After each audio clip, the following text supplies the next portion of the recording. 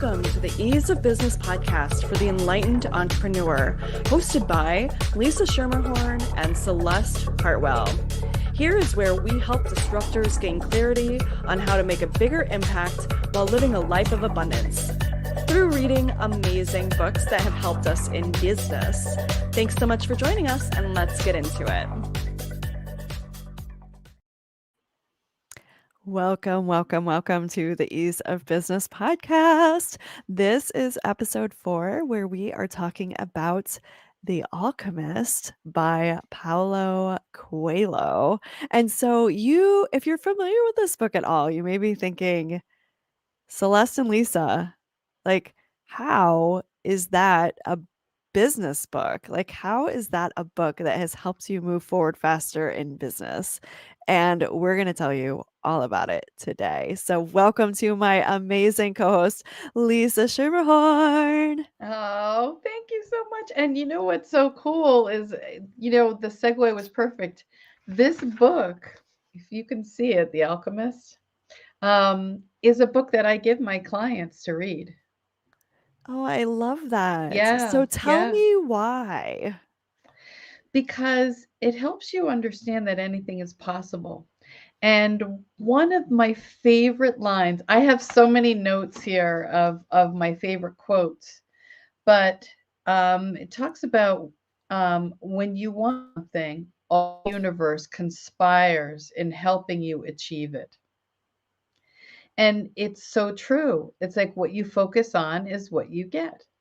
And so when you see this journey, because it's really the journey of a young boy who works his way through life and goes through difficulties, and he gets direction from these people, and he learns to follow his heart.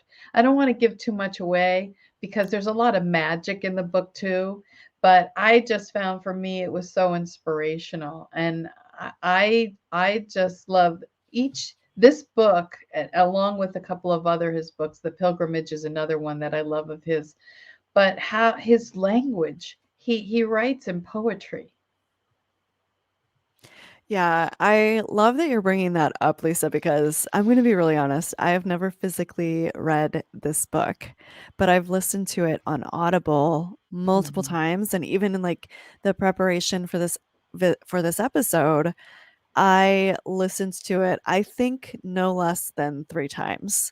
Yeah. And it made me really desire to have a physical copy because it's one of those books where each line is so potent, and could be a quote as a standalone, that it's just beauty. It's just beautiful, and it's poetic, and it's deep and loving, and it's such a beautiful life lessons that will help in life and business throughout.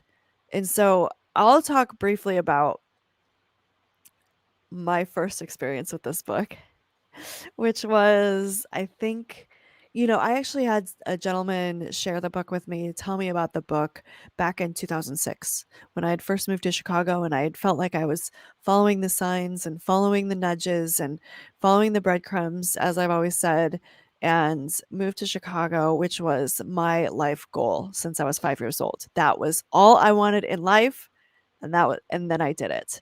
And so I was late 20s, and I really felt very aligned with that whole move, and I was. And so this gentleman was like, "Oh my god, have you read The Alchemist?" And I said, "No."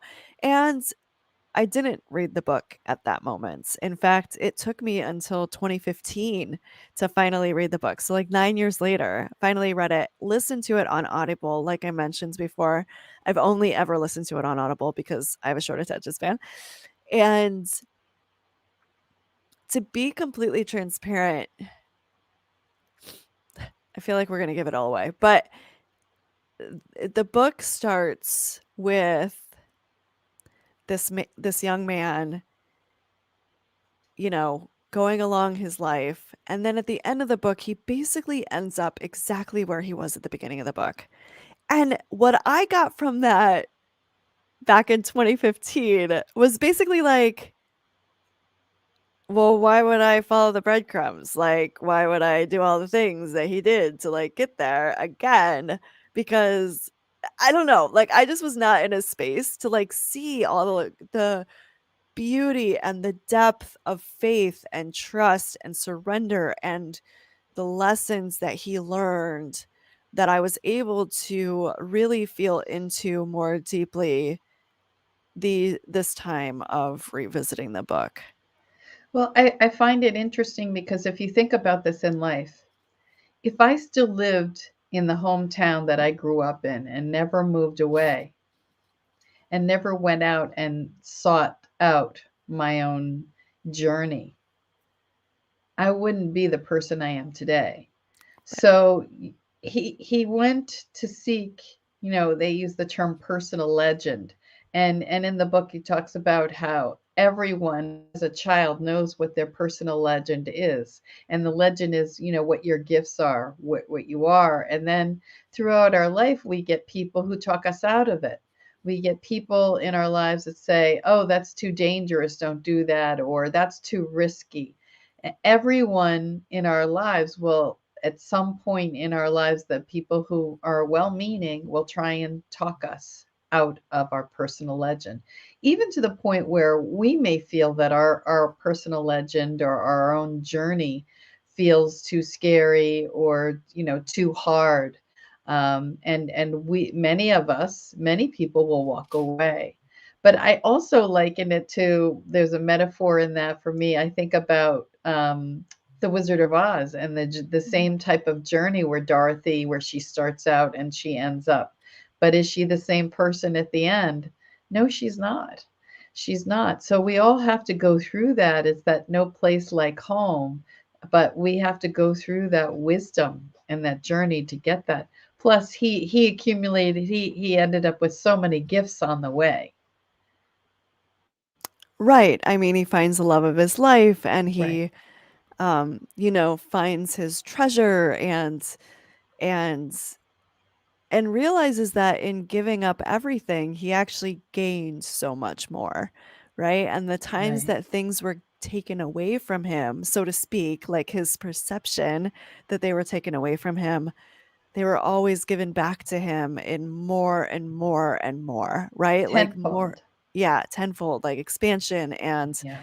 and to me that just really signifies when we can like get out of the fear space that we've been taught into by society, by culture, by well-meaning loved ones, right? Like just trying to keep us safe. Like we don't see that we're always supported by the universe. That the universe is always looking out for us. And it's just such a beautiful story about that in so many different ways. My life has been a culmination of that I have learned to live my life that way. And the more you do and you more you go into your heart space and your feeling and get out of your head, the more will come to you because you're following your soul's purpose, that your own personal legend. And no one else knows that better than you do. And most of the time while we're on the journey, we don't even know what it is.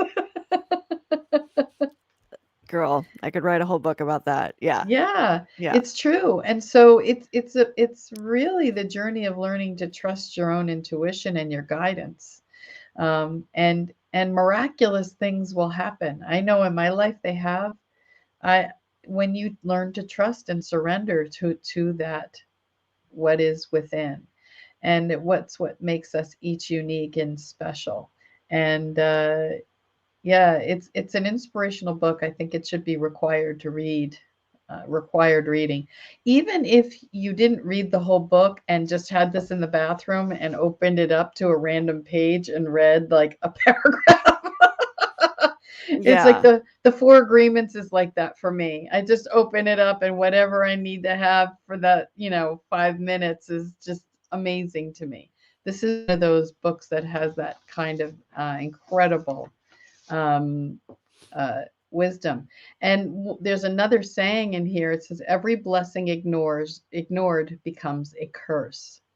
Mm. Because when you say, "Oh, that's just a coincidence," or you just let something go and don't honor the things that get put in front of you, and then later on you end up regretting it, or it's always that elusive thing because it was there and then you didn't acknowledge it. Um, Well, and that brings up for me too, like what we talked about in the was it the second episode? Yeah, like the first book that we went through, which was like Think and Grow Rich, yeah, right? And so if we're not acknowledging the blessings that are coming to us with gratitude and like thanksgiving, then yeah, they become curses because then we act like it's not a big deal, like that's natural. We like lose our humility over it. yeah, And that's where we really fall into the trap of scarcity, right? right. And it even goes beyond that, because when you think it's the world is a mirror for us. So it's what you put into it is what you get back.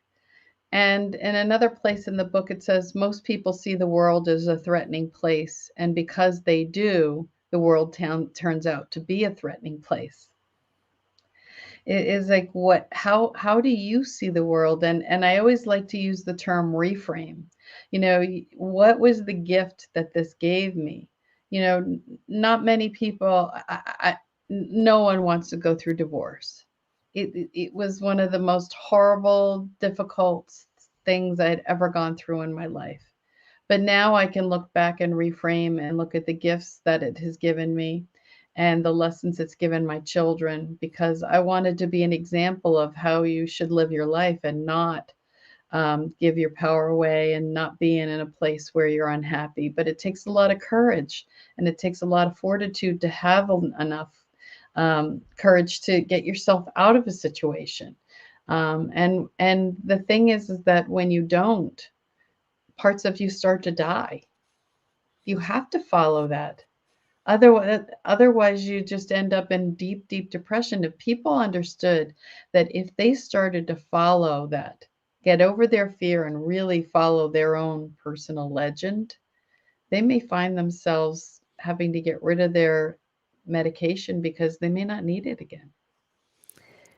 Well, and I love that we're talking about this because you know me, I like to define things, Yes, right?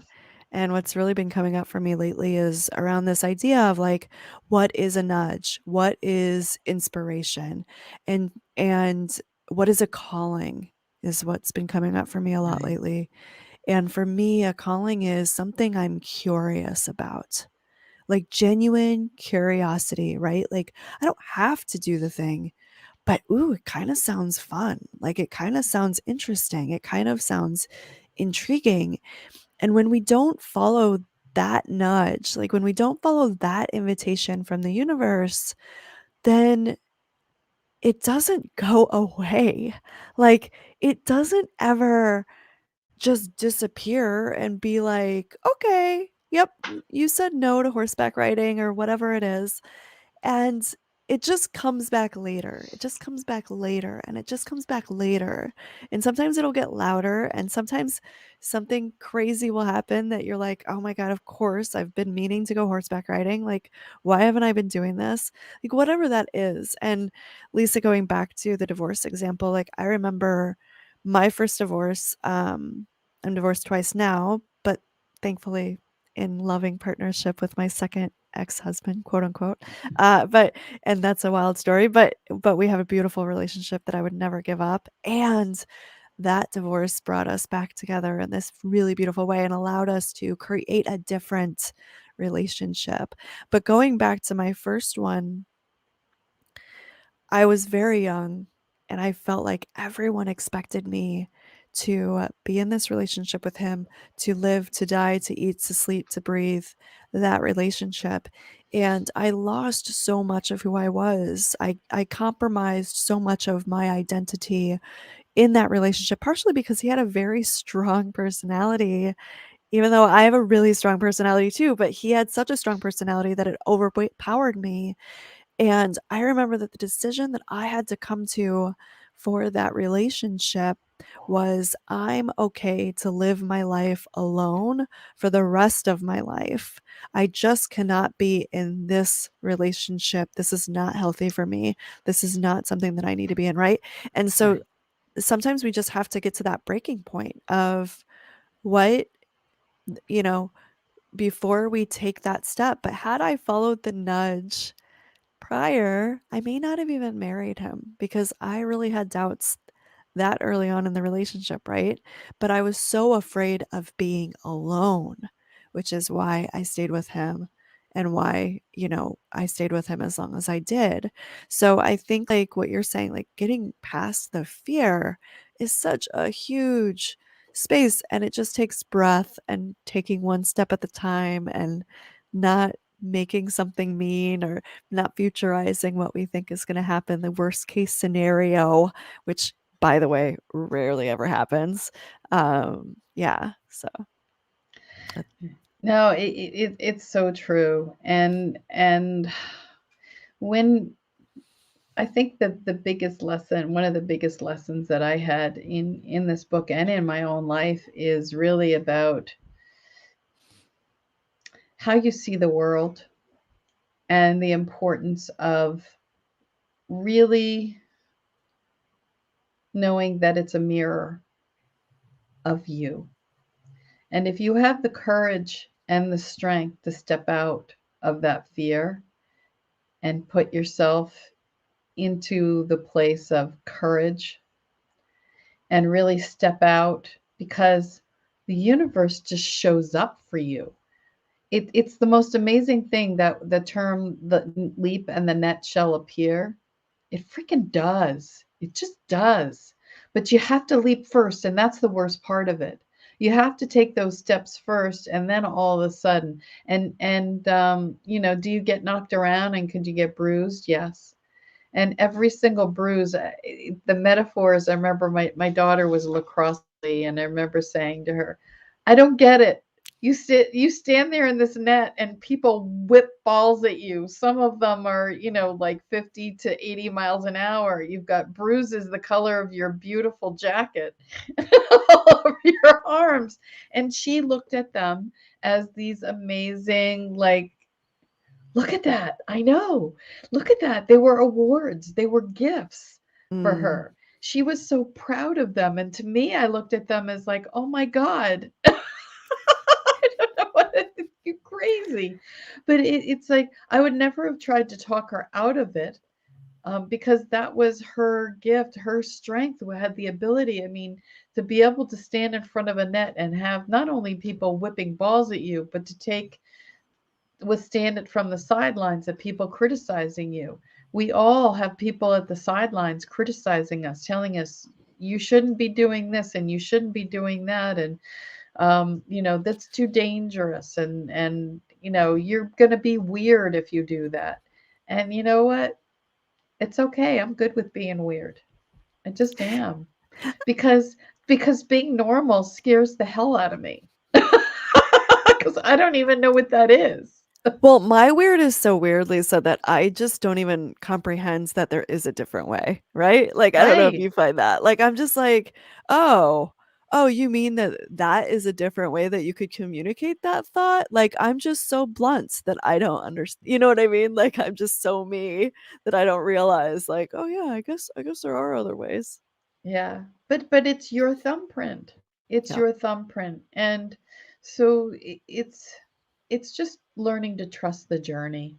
Trust the journey and know that whatever you choose, when you have the courage to really stand up and do what needs to be done for your life and bring joy, because this is a barometer, in that place in your heart, what brings you joy and what gets you to that place of wow, I literally can't wait to wake up every day. I just love what I do every day. It's exciting to me when I get to help someone, when I get to talk to someone or meet someone new or connect. I'm a big connector, that kind of thing, or stepping on the unknown. I never thought of myself as brave, because as a kid I wasn't. I was painfully shy. I was really, gave my power away constantly. I didn't think that I really had value. And the older I got, the more I started to realize my own value, and the more courageous I became, the stronger I became. Um, doing things now and stepping out of my comfort zone is like, okay, what can I do today? What can I do to scare something to scare me? Because I have this rule that if whatever I'm afraid of, that's what I have to do. And sometimes I'd never used a power tool before, and I ended up, you know, refinishing my deck by myself. But you know, we have to do things that scare us, and that's what takes us to the next level and makes us stronger. I love that. It is. It's where the growth is, for sure. Is, and I always like to classify like it's the fear that takes your breath away but isn't going to like physically harm you, right? Like it's that ooh, I've never done that. Like there's trepidation around that, but it's not like I'm going to go stand in a lion's den and like bet my life on the lion. Like no, like it's fear within reason. It's taking risks within reason and not taking risks just for the sake of taking risks. And I think that that is so much of, but our body doesn't understand the difference a lot of times, right? So that's where like we need to follow our heart. And I love that you talked about that being the barometer, because we spend so much time out of our bodies or in our heads, Yeah. right? Like we're so much in our head in this society. And when we're able to like just breathe, take a moment, center our breath. I like to focus on breathing in and out of my heart. And that really helps me to presence in the body. And so, just for anybody who's listening and is like, okay, but how do I do that? Like, that is a really simple way. Yeah, one thing that we get programmed out of us in school, and it's something that I really hope that someday they change, is when you answer a question and the teacher answers you, don't tell me what you feel, tell me what you think. And I remember, that shut me down Mm, because I'm very kinesthetic.